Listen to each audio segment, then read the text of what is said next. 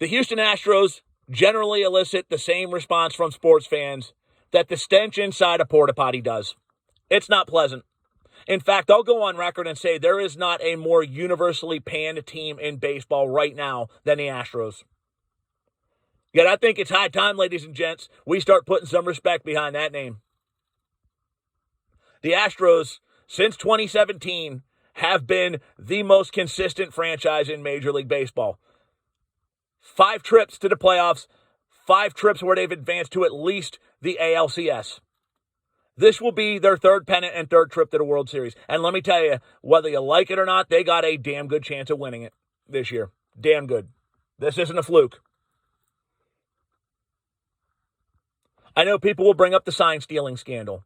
And you know what? The Astros absolutely got the hammer laid on them, as they should have. I haven't seen a team in my lifetime in baseball get hit with harder sanctions than Houston did. In fact, you probably have to go back to the 1919 White Sox to find a team that was hit with harder sanctions and had the law dropped on them more than Houston did. Yet this franchise continues chugging along. Business as usual. And for those of you that will sit there and say that their bats were the product of the sign stealing and the banging on the garbage can and all the other shit that I'm seeing on social media, yeah, they had a down 2020. The numbers took a dump for a lot of Astros. But guess what? Look across the board. Look at the statistical line for people that are traditionally good hitters. It was a rough year for a lot of people last year. It wasn't because of sign stealing and the sanctions coming down and the Astros getting figured out. It was due to the fact that the COVID pandemic wrecked a lot of things. There was so much uncertainty.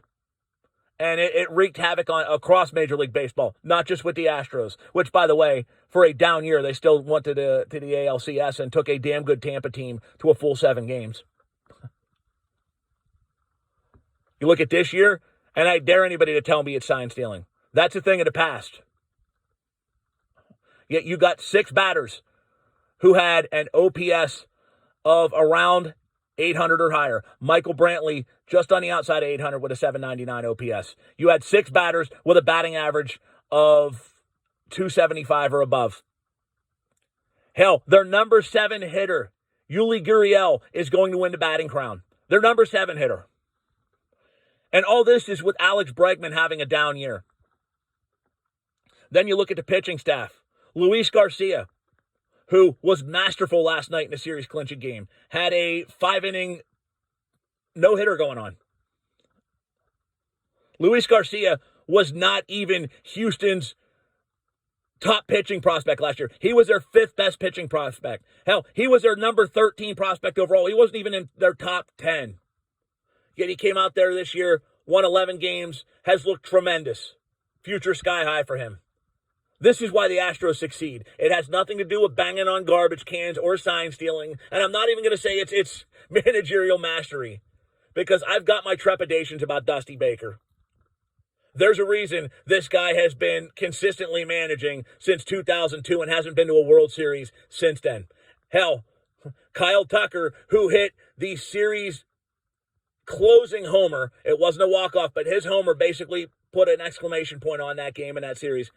Tucker was 5 years old last time Dusty Baker managed in a World Series. Let that sink in. This team is orchestrated very nicely. This team is orchestrated to sustain success. And they're not going away. I know Carlos Correa is a free agent and he very well may leave. But don't think the Astros are going to sit on their hands. Good possibility if he leaves, they bump Bregman to shortstop where he played at LSU and go out and get Chris Bryant, who wants to come to the team, or somebody on that caliber. And it's not far-fetched that Correa doesn't stay. I mean, he's been with the Astros from day one. He was drafted by the organization. Back when they were still in the tank phase, he was the face of the tank. He was to them, to me, what Ben Simmons was to the Philadelphia 76ers, or what Ben Simmons should have been. And he sees the track record of success this franchise has, and they're only going to continue on. This is a dynasty, whether we like it or not. In baseball, this is as close to a dynasty as you're going to get, especially if they win another World Series this year. 2 World Series in 5 years, 3 trips, consistent appearances in the ALCS.